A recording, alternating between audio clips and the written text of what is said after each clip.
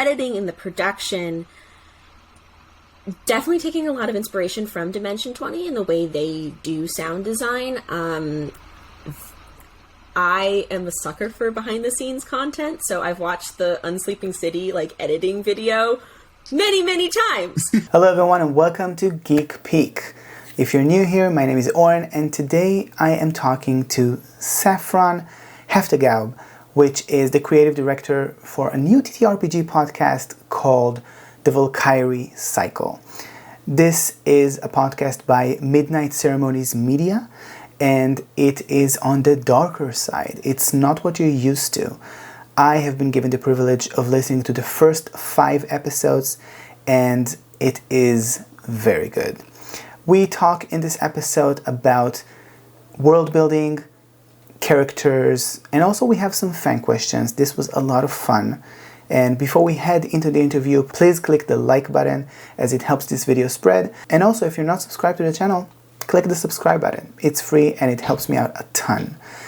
So without further ado, enjoy the interview.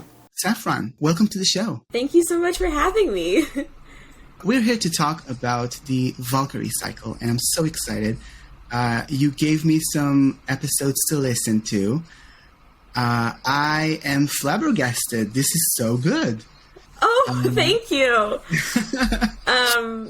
Yeah, it's very exciting. The only people really that I've heard feedback from is my team at this point. So I'm really excited to hear what people are going to think of it because, we think it's really good. So, full disclaimer, we are recording this interview 2 days before the campaign premieres on everywhere. We'll get to that later. Before we talk about deep dives into the show and stuff like that, I do want to ask you if you were to give me a blurb behind a book, how would you describe this campaign? Well, what I should have done to prepare is pulled up the little summary that our game master, Catherine, wrote up for all of our websites and everything. But what I'll say is what I remember, which is the Valkyrie Cycle is about the worst people you knew in high school trying to save the world. There's, the outcast, the mean girl cheerleader. There's the student council president who's, maybe already has the politician's smile and easy lies. Those characters getting wrapped up in an ancient prophecy and their own high school drama, except they're all monstrous and magical, and so small things like who's gonna win prom court matter just as much as the end of the world, because these characters have power. And the Valkyrie Cycle is also a story about found family, and it's about queerness, it's about identity, and it's about the chains that bind us and what happens when we have the power to break them. Okay, so you started to touch upon it. If you've ever seen any of my interviews with people like Brennan Lee Mulligan, you know that what I always ask in everything that I interview about stories is always the inspiration. So please, Saffron, share with me what's the inspiration behind the Valkyrie Cycle. So I'll just quick little introduction to me and my role in this Valkyrie Cycle. I am a player and I am also one of the directors. And so my dear friend and partner, Catherine Rarrett, is the master of ceremonies, the game master, and built the whole world. And I was just excited to be a player in it. And then as we were playing this, we're like, yeah, we want to produce this. And when we finished the campaign playing it together, we're like, we are going to make this a podcast. And so then on that technical level, because I have experience with podcasts and short films, we produce and direct it and edit it together. Almost everyone who's like a player is a cast member also works on production. So we are all hands-on the entire way. And so I'll say what my inspiration was in the two aspects of as a player and then as an editor, because in a director, because I see those as two very like different roles. As a player, I wanted to play a mean girl. We over a year ago now, it was Halloween, my friend group, we watched Jennifer's Body, and I was like, yeah, this is such a fun character. I would love to get to play this. And with this group, I had not been a player. I had only ever run games. And so the working title for the Valkyrie Cycle was Mean Girl Season. That's what we called it. We went in, all of us saying, we're going to play characters who aren't nice. And just, like, really diving into, like, how horrible we could be to each other within the story and within the safety of that game. And, we'll see what audiences think if we achieved that. But especially people who listened to our first season, the Cromwell Chronicles, which one of my friends, she finished it recently. I was like, that was so wholesome. It might be a departure from that. But then in terms of inspiration in like the editing and the production, definitely taking a lot of inspiration from Dimension 20 and the way they do sound design. I am a sucker for behind the scenes content, so I've watched the Unsleeping City like editing video many times. Because I find it really interesting the way that they use sound effects to enhance the mechanics of the game, because it's an actual play show. It isn't just a story. There are dice rolls and all these things to like tell that story. And so we think a lot about like, okay, how does this move magic sound? How does this sound? But there's also inspiration from more traditional scripted narrative podcasts. Inspiration I draw for that is the Magnus Archives, which is a horror anthology from Rusty Quill, and I've listened to their behind-the-scenes content a lot and talking about soundscaping. What does the world of the scene sound like? So when like directing and editing this show, we think a lot about like, how can you be in it with these characters? Like, we don't want to hear, like, as much as possible, like, technical difficulties.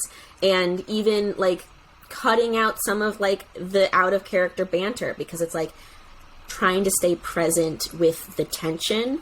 And we've been really fortunate, and it's very exciting this season. We have two amazing composers who are like able to really like bring scenes, like add even extra depth to scenes with music. And we've talked about motifs, we've talked about like, so I hope players who are into like audience members who are into composing and listening to score might like start to pick up on the two kind of motifs we're playing with. I can say from at least my experience with the show so far, you've done an amazing job of adding like these sound effects at the right moments. Mm-hmm. Like without diving into like spoilers and stuff, like there's effects of rain. There's effects of like walking, like footprints, like you do have the sense that there's an added effect of like getting to be with the characters as they are telling their story.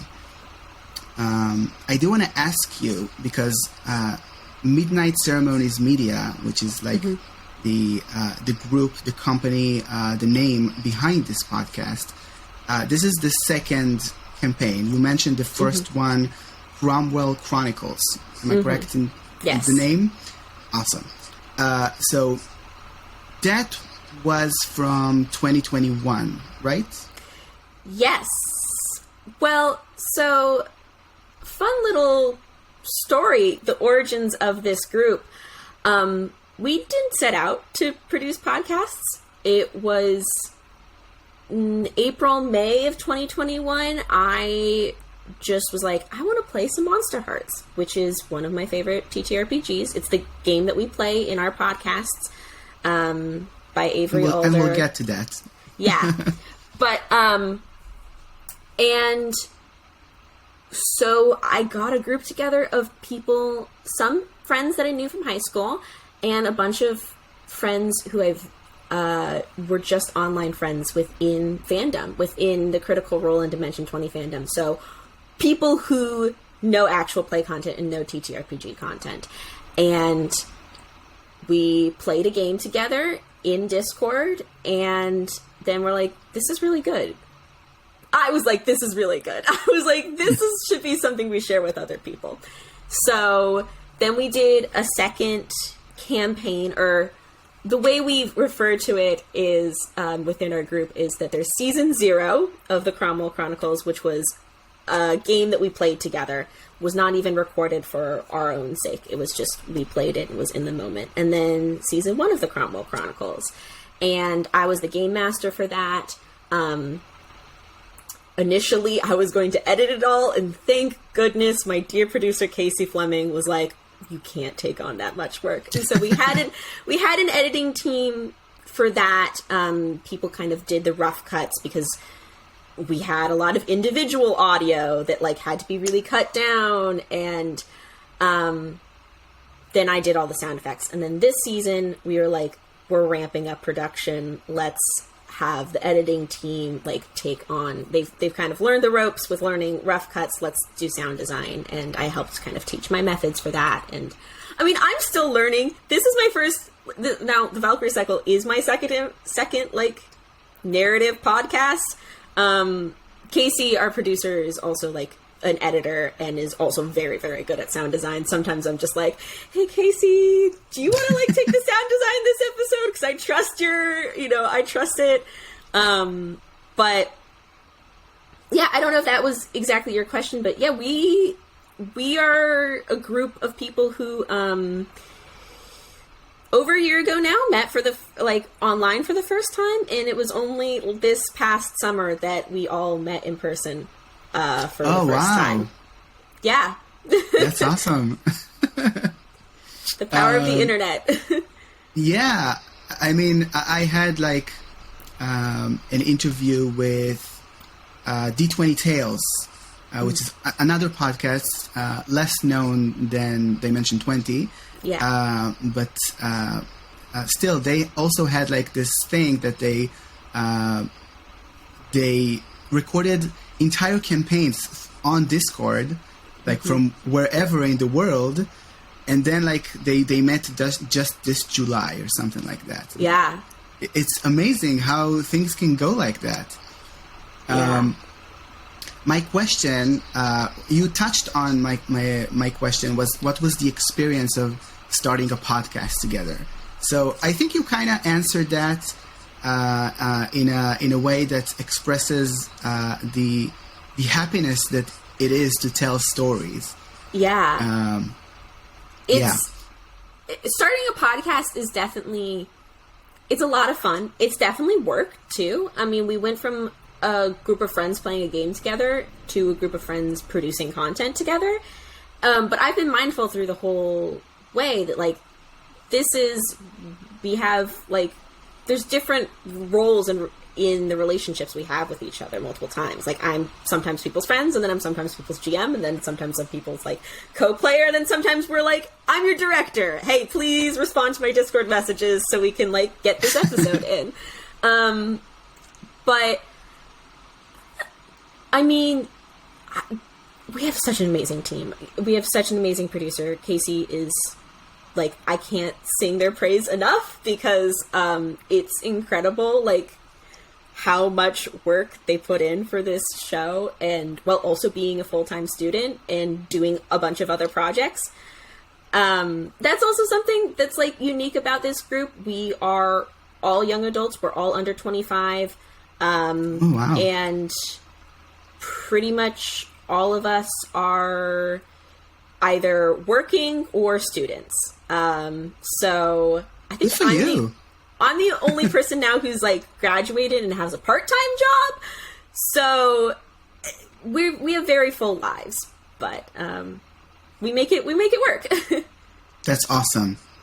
Okay, I want to touch on something a little more serious. Mm-hmm. There is a content warning at the beginning of every episode in this campaign that this season deals with internalized homophobia, generational trauma, and inter-party conflict, among other specific individual content warnings. I want to ask you, what was the discussion like approaching a campaign and saying, we are going to delve into these kinds of subjects in our campaign? Mm-hmm. How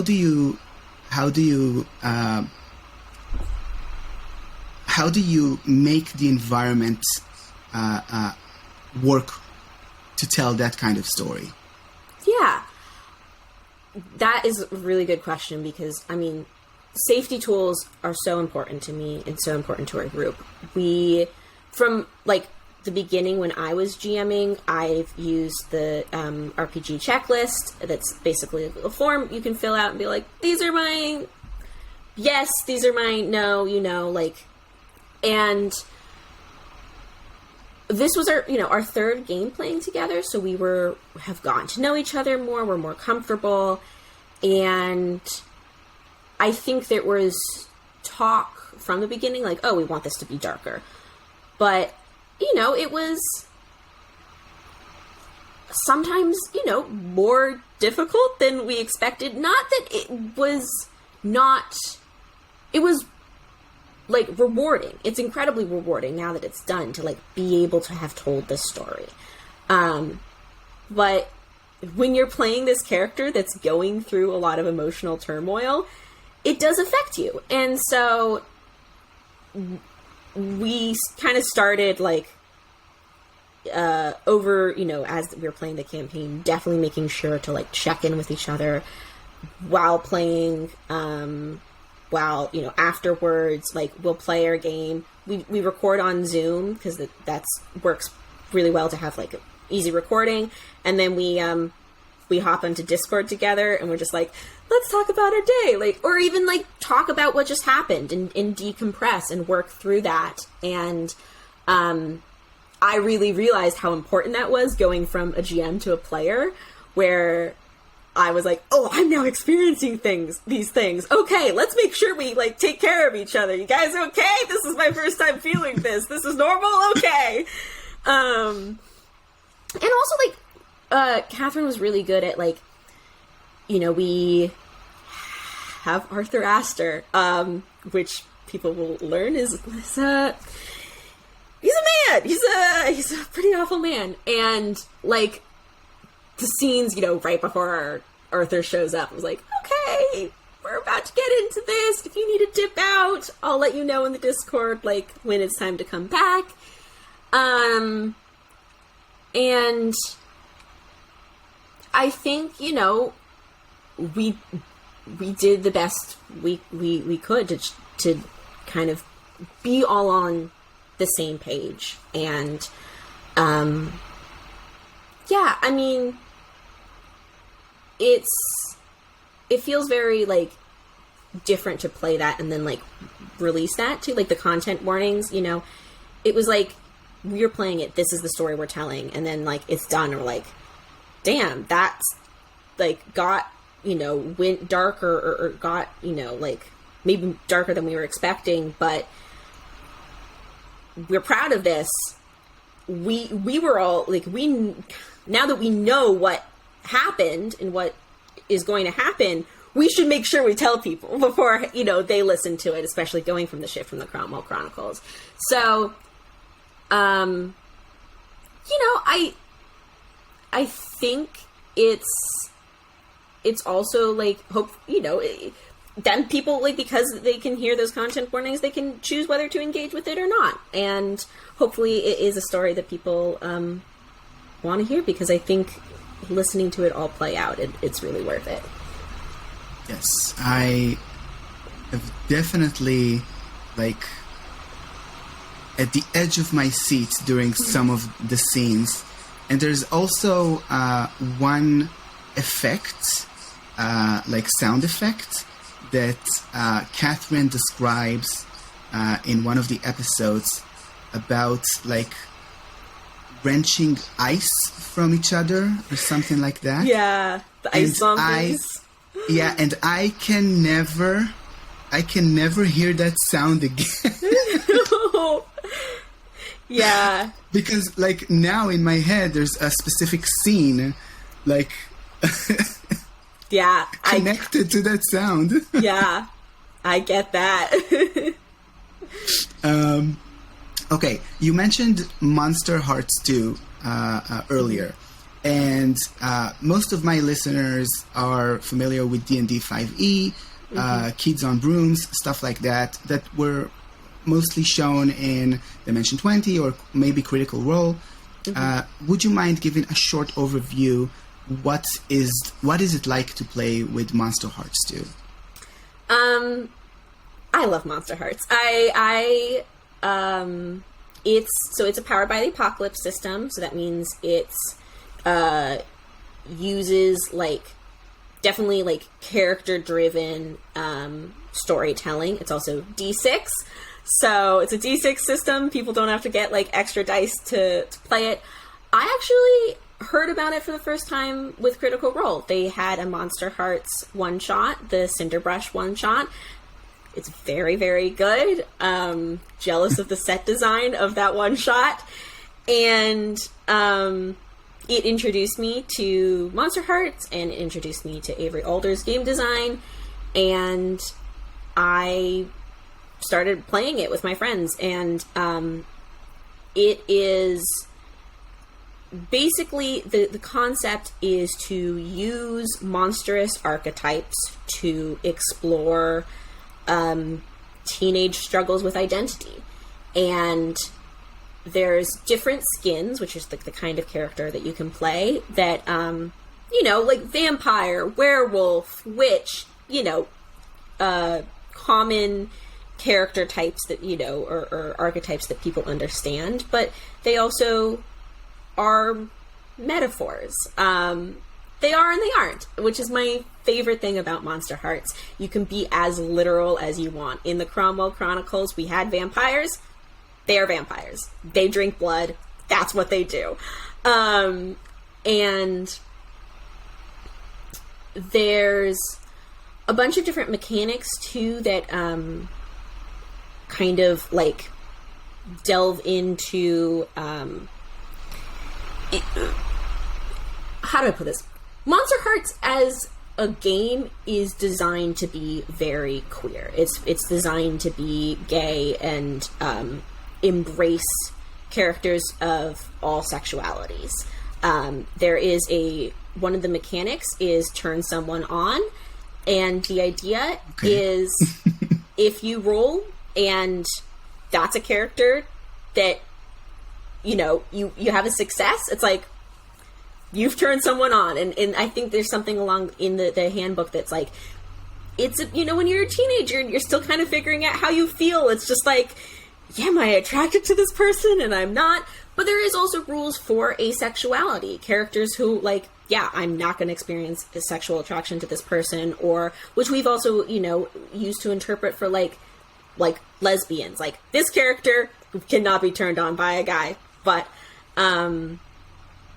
yeah, and there's also, okay, maybe I know there's a fan question about Monster Hearts, too, so I'll save my favorite bit of talking about Monster Hearts system, till later, but hopefully that describes it well enough for now. Okay. The next question I have is about preparing for the campaign. In the first episode, again, no spoilers, there's a sense, listening to the episode, that you all, as characters, know each other before the season begins. Yes. So how is it like? Did you have like a session 0, or did you have like a maybe Catherine set with each player, or you set with each other? So so the Valkyrie Cycle starts late into the school season. It starts in April. It starts with prom coming up. We were like, these characters have established dynamics, and a lot of that was built just by talking to each other and having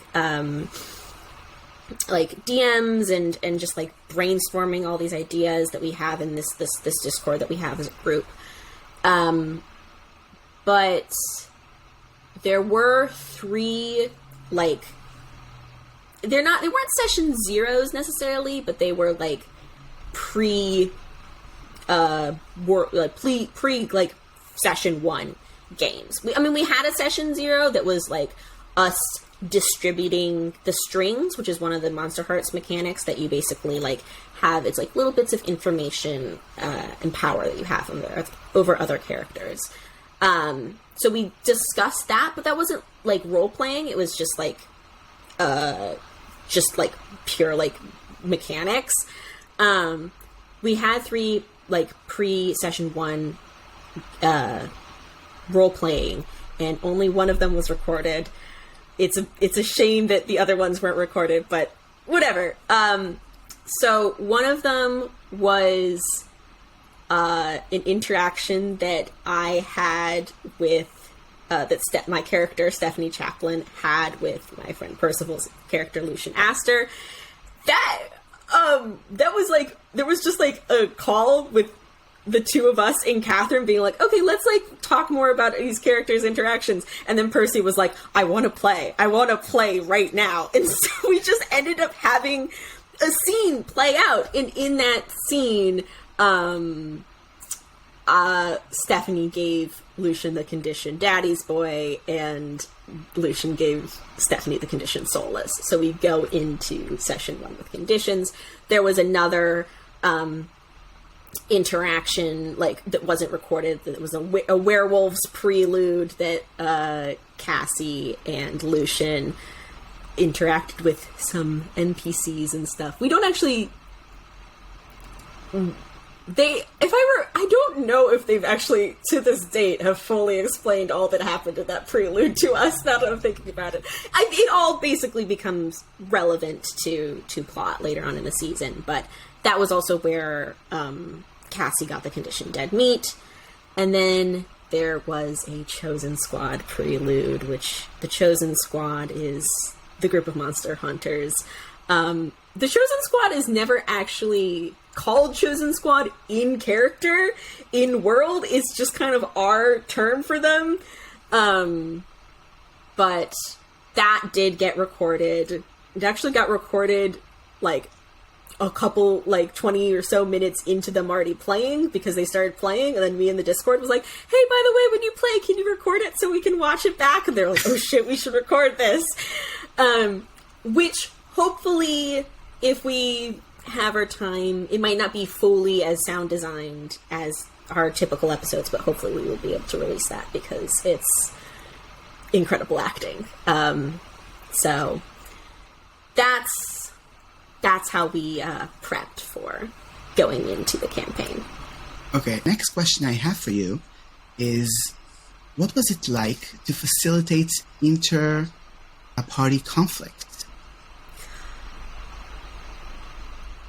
So, I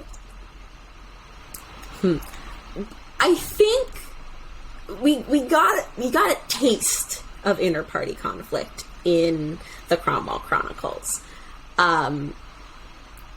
There is a scene in episode 8 of the Cromwell Chronicles, the garden scene that we call it, that, like, characters were, like, in each other's face and there was conflict, and we had so much fun playing that I think we're just like, yeah, this is what more of Mean Girls season is going to be like. And the one thing, I'm not sure if it's always, like, included in the edit, because sometimes it's like, okay, we're just like, I mean, like, the garden scene, it was improv, it was just like things were flowing and it was happening. There's definitely scenes like that in the Valkyrie Cycle, but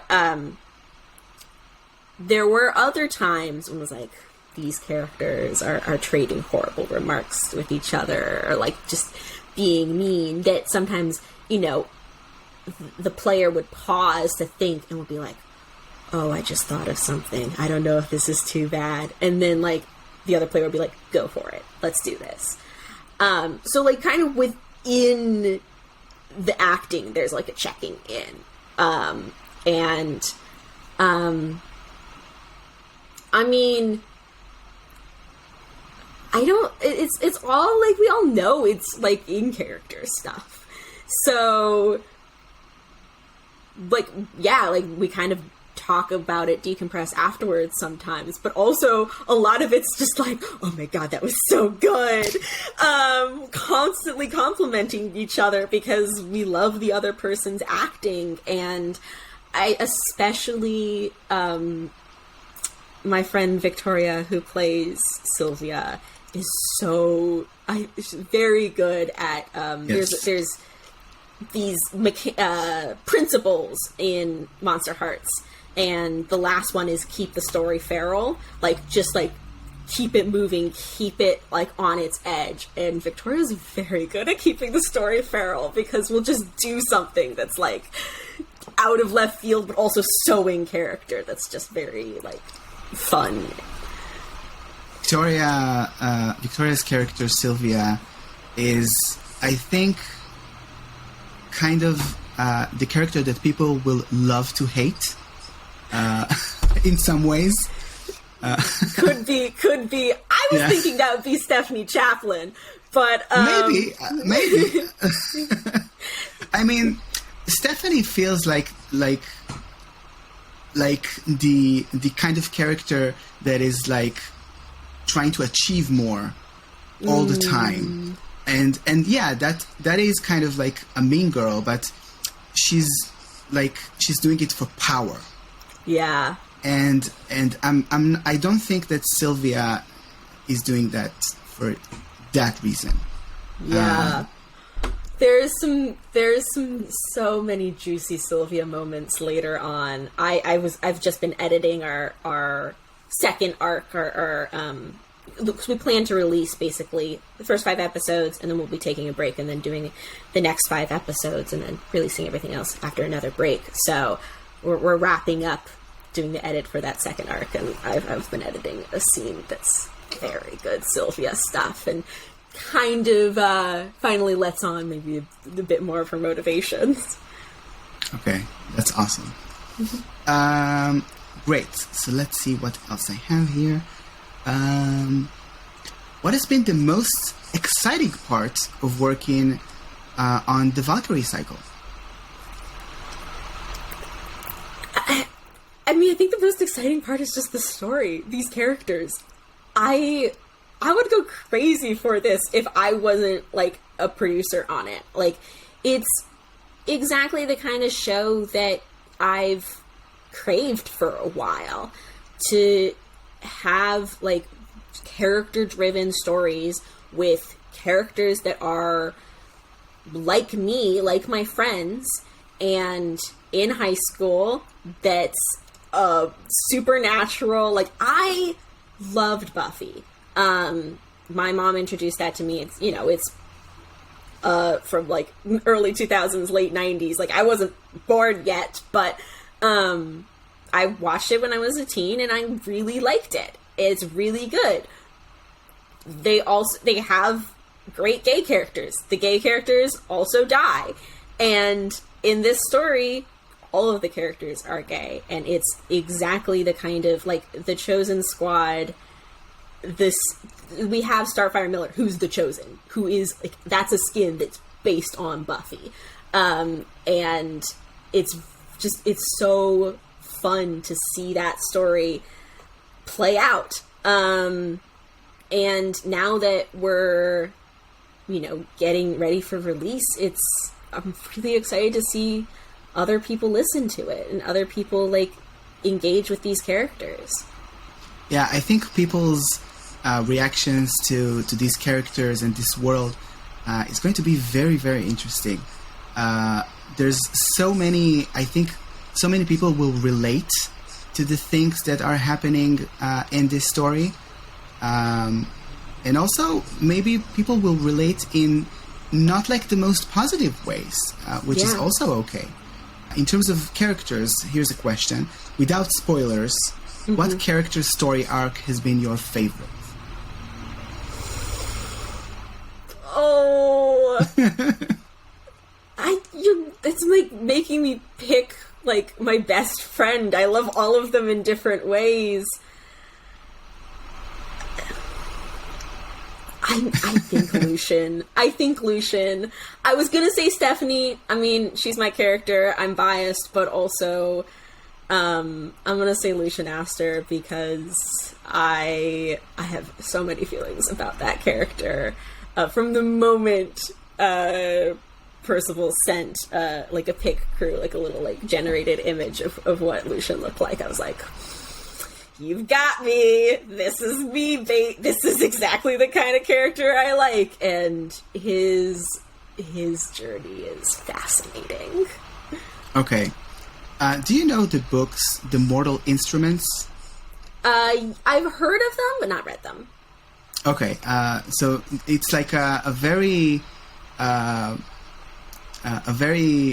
story is kind of like about the Nephilim, and like the angels, and like all the wars with the dark world, and like all that. And there's like Lucian is the kind of character that feels like that kind of warrior in that world. Like, I think if people know what I mean, like when this is out, you probably have already the first episode out. Are they going to go out weekly? Yes. So it's going to be we're starting November 12th, weekly on Saturdays for 5 episodes, and then we'll be taking a break after that. But it shouldn't be too long of a break. And that announcement, everything will be on our Twitter. Okay, great. So I have some fan questions for you. How does it change how you play if you know you're doing it for a podcast? That's a very good question. It's something I think about it's something I think about often. My field of study in school as an undergrad, film and media studies, but focused on fan studies. And so the interaction between like the content and the audience and the creators, and I'm like, okay, if I know that people are going to be listening to this, then I'm just like extra aware of how I'm playing, making sure that I want it to be clear, the story I'm trying to tell. I want, it feels like that's my role as a creator, is to like be effective in my storytelling. And I'm also just like, I'm a bit of, I'm an introvert. I like these people that are my castmates. I love them. And I get along with them well, but then when the camera's on, it does feel like a little like, oh, there's someone else in the room. There's other people in the room. And so I have to be on a little bit. And, that's just a little bit more tiring, but, Funny enough, I've talked to my friends about this, and a lot of them don't feel like there's a difference. They're like, yeah, we're playing the game. And I'm like, maybe it's just the anxiety. Like, my brain's thinking way too hard about this. Everyone's like, yeah, it's fine. So, that is to say, there is this difference in that I feel more aware and I'm trying to be more conscious in my storytelling, but it's not any negative thing. I think it's for the most part, like, it makes me a better storyteller to just try to be, like, on top of it, knowing that it's being recorded. Okay. What's the effect on campaign tone, player dynamics, etc., to switch GM between seasons?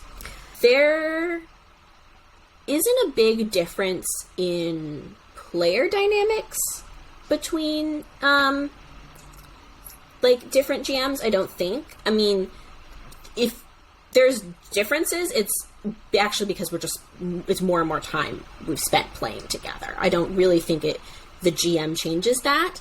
We all have different GM styles.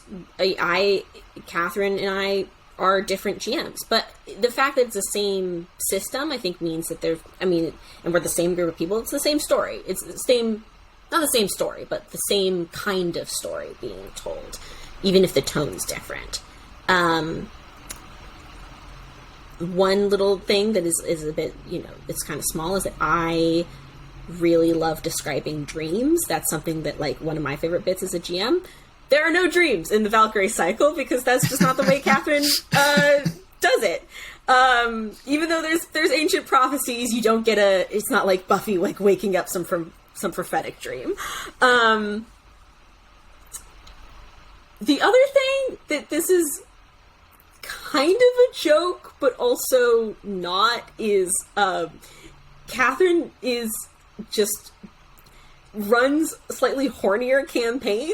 And then again, that might just be because we've been playing together more often, but yeah, there was, like, maybe one use of turn someone on in the Cromwell Chronicles, and it was a lot more in this campaign. Okay. It's the energy that the characters brought, is that it's like, oh, there is relationship drama. There are people getting with each other and spiting, each other all throughout the season. Okay. Which TVC character will surprise us the most after TCC? I was thinking about this. I was talking to my mom, actually, because she listened to all of the Cromwell Chronicles, and she's excited for the Valkyrie Cycle. And I was kind of like, so what were your thoughts on the characters in the Cromwell Chronicles? And she was like, I don't know how to answer this question. I was like, I haven't listened to the Valkyrie Cycle yet. But I think, hopefully that this isn't much of a biased answer. But I think Stephanie Chaplin, my character, might surprise people the most, just because they haven't seen me as a player.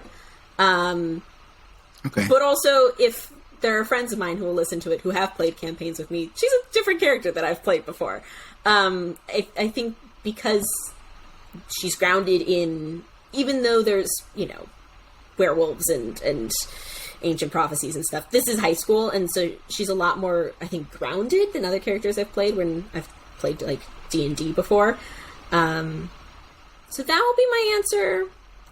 But also, the way we start, like, the first, 15 minutes of the Valkyrie Cycle, that will set the tone. It is Lucian Astor going to confession, and yes, that, I think, if you listen to that, that will determine if you'll like the season, because that determines the tone. So, yeah.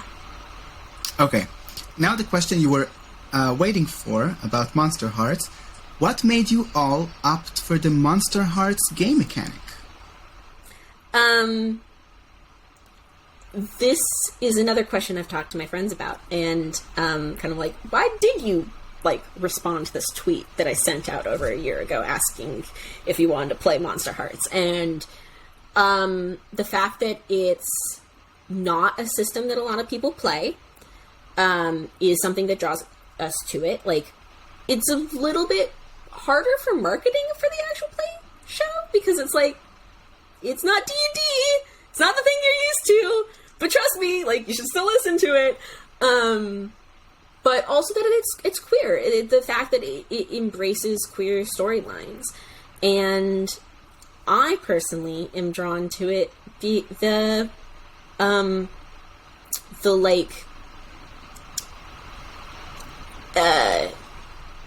want to say the, like, improv nature of it, but, like, all role-playing games are improv. But it's specifically something about Monster Hearts that really, like, embraces, like, just going with, like, the most melodramatic choice that you could make.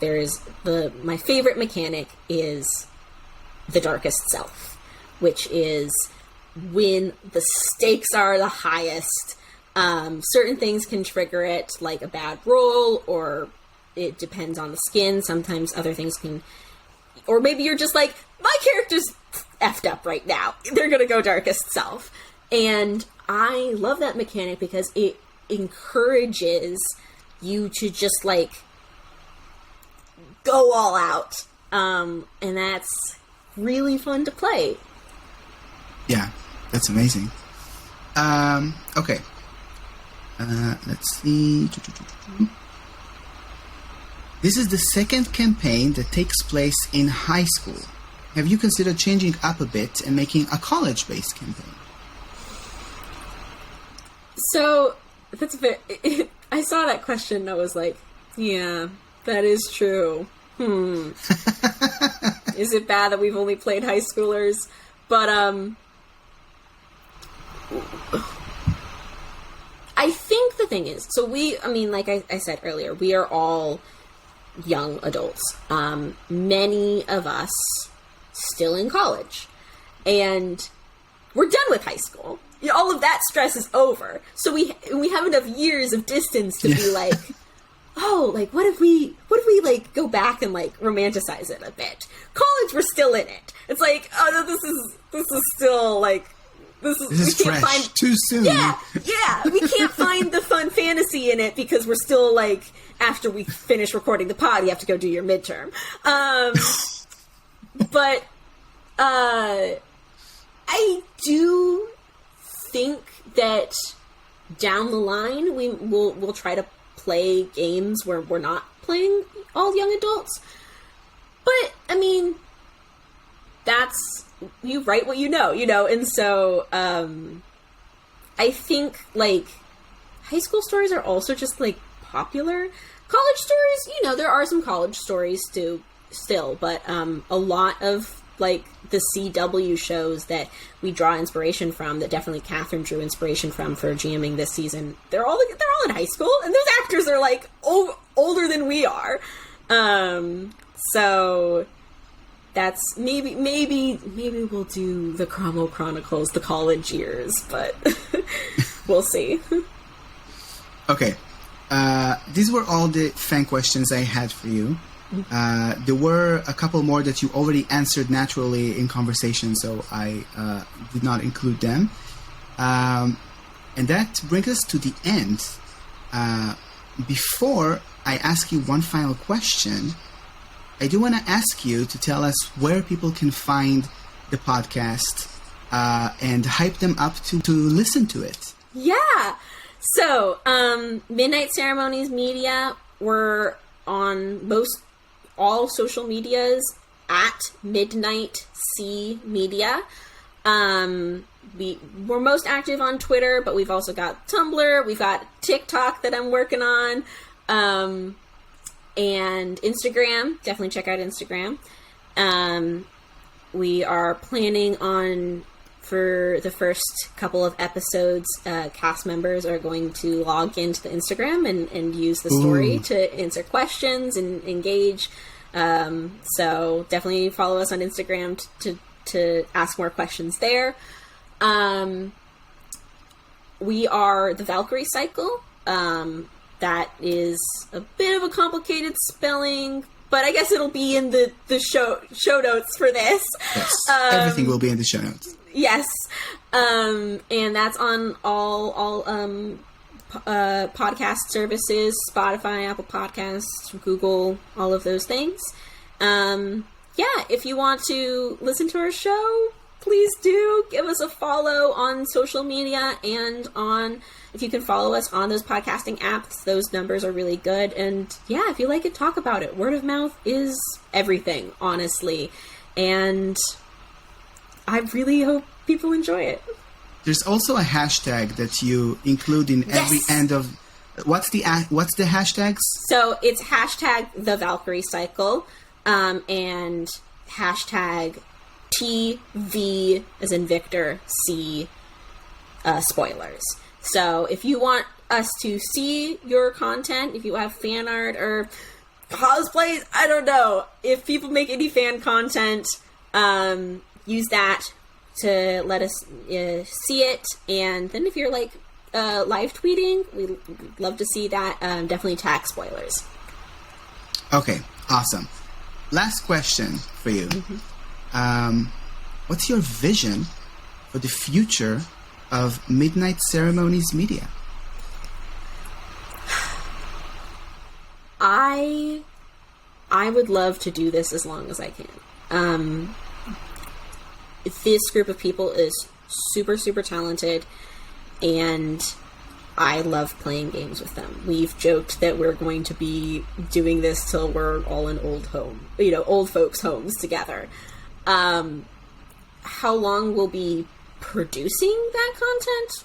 I don't know. The way we do our production is that we play our game, and then once we're finished playing the game, we decide if we're going to produce it.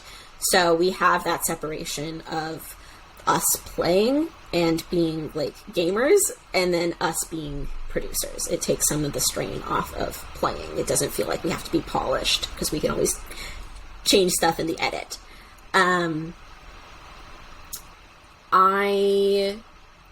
Right now, honestly, it's kind of a month by month thing. I'm in my 20s. I'm living life as it comes. So we're focusing on the Valkyrie Cycle, and that's what the future is. But I really, really love actual play content. I'm super interested in this medium, and if I would love to help edit, direct, produce anything for other companies, for other people. Like this is, I think, where some of the most creativity is at right now in all of like creativity. I think that this is such a fascinating medium, and so for the future for Midnight Ceremonies Media, we're releasing the Valkyrie Cycle. The future for me, hopefully, I'm going to be doing stuff like this for as many opportunities as I can get. Hey, thanks so much for listening to this episode of Geek Peek. If you liked it, please give this video a like, as it helps it spread and reach to more people. And if you want to listen to the next one, it's right here. See you there.